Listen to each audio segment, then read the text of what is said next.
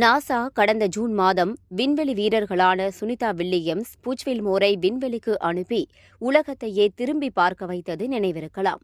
எதிர்பாராத விதமாக அவர்கள் சென்ற விண்கலம் பழுதானதால் இருவரும் விண்வெளியிலேயே தற்போது வரை தங்கியுள்ளனர். இதனால் இவர்கள் சென்ற போயிங் விண்கலமானது ஆளில்லாமல் திரும்பி வந்தது. இந்நிலையில் விண்வெளியில் இருக்கும் இருவர் குறித்தும் பலவித வதந்திகளும் போலி செய்திகளும் தொடர்ந்து வெளிவந்த வண்ணம் உள்ளன. இதற்கு முற்றுப்புள்ளி வைக்கும் விதமாக ஸ்பேஸ் எக்ஸின் க்ரூவின் உதவியால் இருவரும் அடுத்த வருடம் பிப்ரவரி மாதம் திரும்பி வருவார்கள் என்று நாசா கூறியிருந்தது.